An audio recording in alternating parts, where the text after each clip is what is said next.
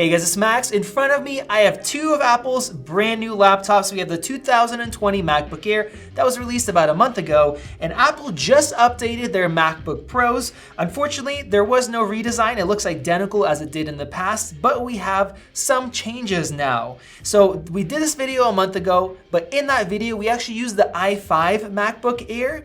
And so this time around, we have the i3, the base model, the one that we now recommend. We'll let you know why in just a bit.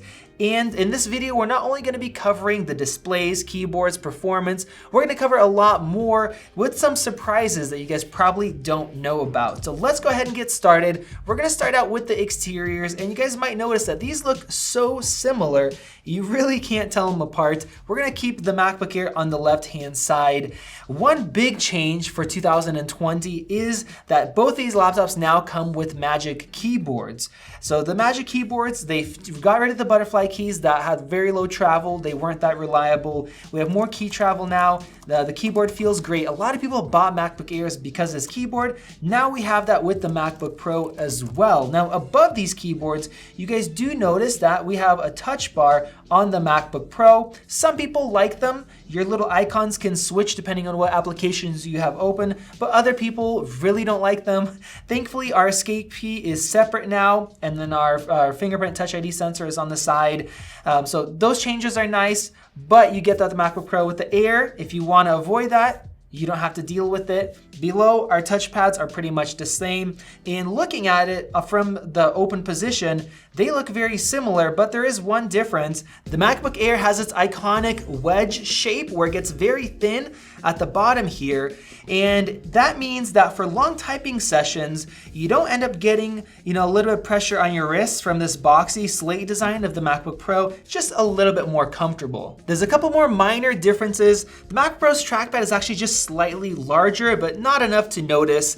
And then as far as weight, the new MacBook Pro is 3.1 pounds compared to 2.8. Both got a little bit thicker, a little bit heavier because of the keyboards, but it's also hard to tell a difference there. And both of these, for the base model MacBook Pros, they have two Thunderbolt 3 ports on the left-hand side and a headphone jack. And now let's talk about the displays. Both of these are 13.3 inches. They use Apple's Retina displays. We have just over 4 million pixels with a 16:10 aspect ratio.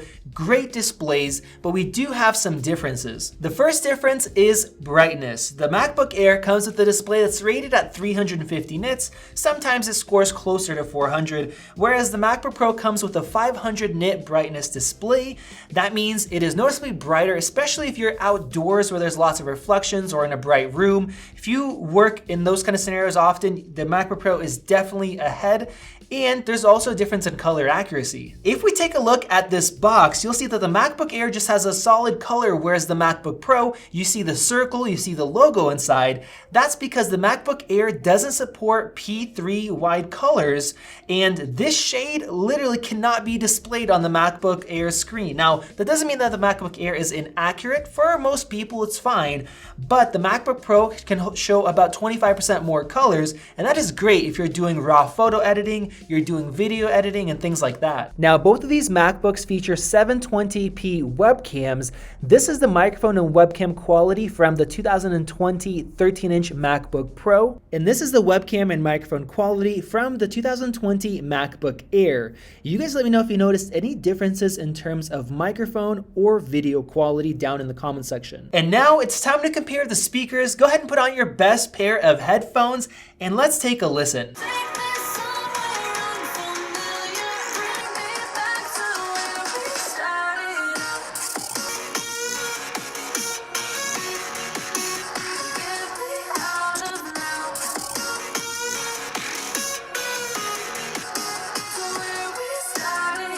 Well, that was very interesting. Let me know your thoughts down in the comments section, but I definitely noticed a couple differences.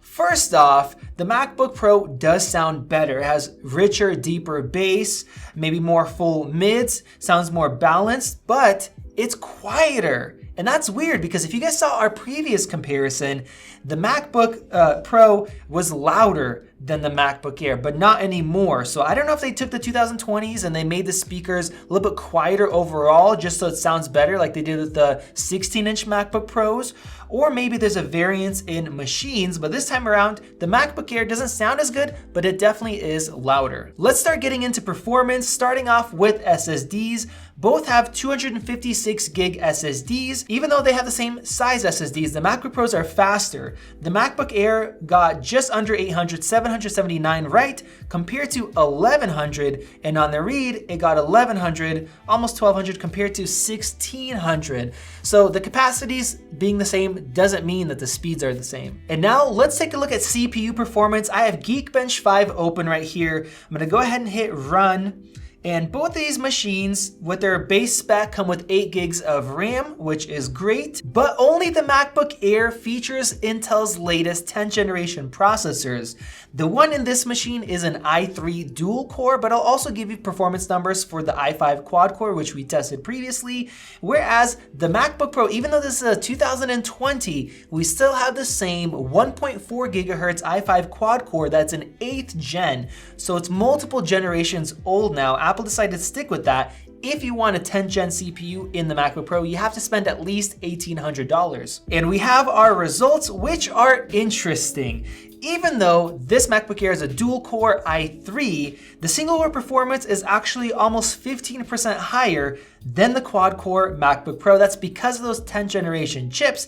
But if we look at multi-core, our MacBook Pro with 8th gen quad core processor, that actually gets about 80% higher performance. Now, of course, we are comparing a dual core against a quad core, and with the MacBook Air, you can spend $100 more and you'll get an i5 quad core, just like this one is, but it's a 10th gen. But there, we'll end up getting about 3,200, so we're still off. I'll explain exactly why that is in a second, but first, let's take a look at graphics. I'm gonna go ahead and run the metal test in Geekbench 5. And I do want to let you know that this i3 comes with pretty good graphics, G4 10th generation. Apple didn't use the cheapest Intel graphics. And the 8th gen chip in here, Apple used the better graphics as well for that time. So it's going to be interesting seeing how they compare. And we have our results. They are fairly close, but surprisingly, the MacBook Pro with its older graphics actually beats out. We have 6,800 compared to 5,700. Now, in the past, this MacBook Pro scored quite a bit lower, but I think it's just driver optimizations or other improvements that got the score up. And the MacBook Air always got these results with a G4 graphics, but if you do spend $100 extra on the i5, that gets G7 graphics, and that closer to the $1,800 MacBook Pro, and then that will get about 9,000, so a big improvement. Now let's push the graphics even further. I have Unigine Heaven benchmark open here. This is a gaming benchmark. It's gonna put a big load on the graphics chip, and I've had it running for just a little bit now, and it's very interesting to see the differences as far as fan noise and temperatures. The MacBook Air has been at 100 degrees pretty much the whole time since I started it, and the fans are just now starting to ramp up. Same thing with the MacBook Pro, except the MacBook Pro is at 91 degrees overall for the CPU package. And we're running at 4,000 RPM, so let's give it a little bit more time. We'll see how they compare. And now we're nearing the end of the test. The MacBook Pro's fan spun up. It's at 83 degrees compared to these fans also spun up. A little bit quieter though, running at 100 degrees Celsius. And here are the results. We have 6.3 FPS on the Air and 10.7 on the MacBook Pro. Not double, but getting there. It's a big difference in performance. And if you're wondering about the i5 with the G7 graphics that are better than these, it actually got 9.0 in our previous test. Now, the reason why we don't recommend that is because of thermals, and that's why it got 9.0 instead of actually beating the MacBook Pro out like it should have. Now let's get into our thermal comparison, and I'll show you guys a big difference between these laptops. Even though Apple updated both of these laptops, they didn't change anything with the cooling systems. The MacBook Pro, the base model, still has a single fan, where the top-end model has dual fans. You guys should check out that comparison. And the MacBook Air has a fan, but it does not have a heat pipe connected to the CPU. When you're using these laptops, they get quite hot, the MacBook Airs do, and they tend to slow down as well, which is why we're seeing such a big difference in performance, and even the quad cores aren't performing where they should be performing. So here's an example for you guys here. I have a 4K 60 video opened up. Go ahead and play it on both here. The MacBook Air instantly shot up to 100 degrees Celsius. Our fans are spinning up, whereas the MacBook Pros at 65 degrees Celsius, the fans are turned off, 0 RPM, completely turned off. And this is definitely a more extreme kind of scenario. Let's go ahead and just switch to 1080p 60 instead of 4K 60. I like watching 4K because everything just looks better, even if your screen isn't 4K. And here the MacBook Air is running at 83 degrees Celsius, 86. Whereas the MacBook Pro is still at 64, fan is off. Here, fan's running at 2700 RPM. Now, this is the i3 model. This is the dual core, and this is the one that we recommend. That's because we used the i5. We did a bunch of tests and comparisons with it, and the i5 will run sometimes 10 to 15 degrees hotter with that quad core, and then it runs even louder. Right now, I am downloading a game in the Epic Games store, and as the video is being downloaded, it's also being decompressed or uncompressed.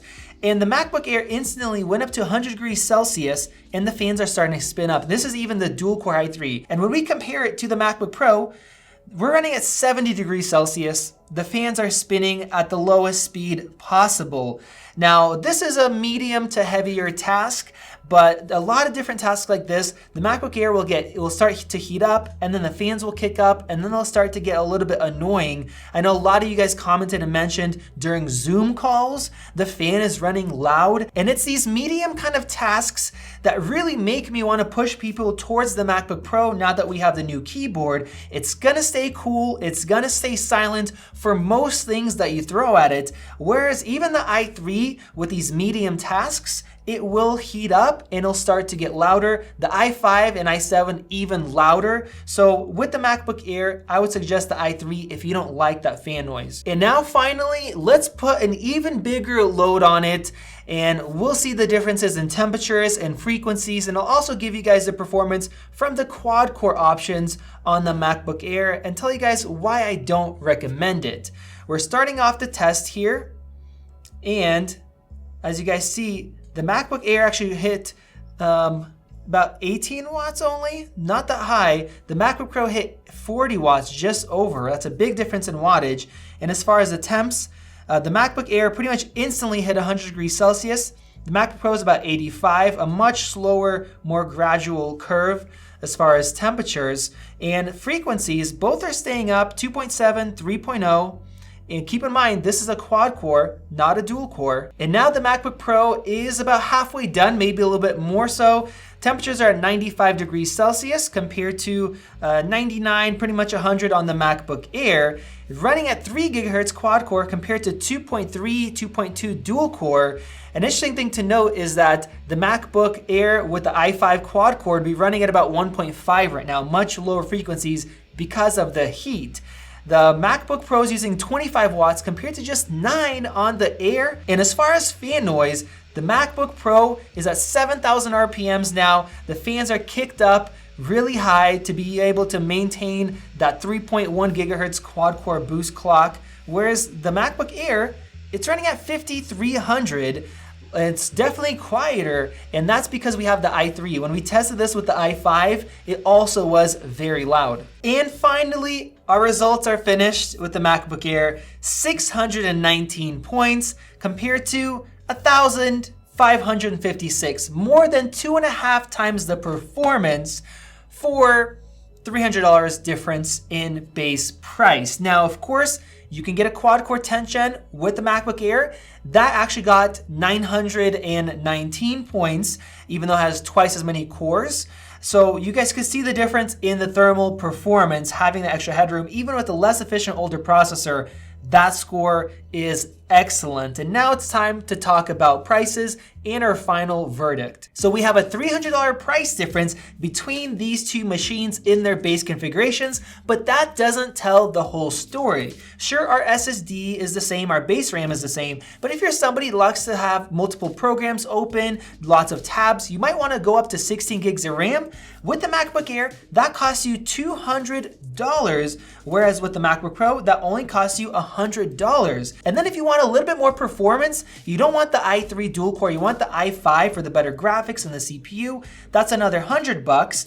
And then we're getting closer. And if you go for the i7, which you absolutely shouldn't get, you're up to $1,449, and it gets more expensive than the MacBook Pro at $1,400. And even with the i7, that gives you 3,500 Geekbench score instead of almost 4,000. So if you care about performance whatsoever, if you're gonna be upgrading anything, go for the MacBook Pro. It is worth it. It's a better value overall. Not only that, you also get a brighter screen that is more color accurate as well. And on top of that, even if you get the i3 model with the MacBook Air, the MacBook Pro is gonna be quieter and run cooler for a lot of the tasks that you're gonna be doing. Now, that doesn't mean the MacBook Air isn't a great machine. It definitely is, but we would just highly recommend, if you're buying one, go for that $999 model. Even better, check out the links in the video description. There's often discounts with some of the companies that we link out to, and that also helps to support the channel. So get the base model,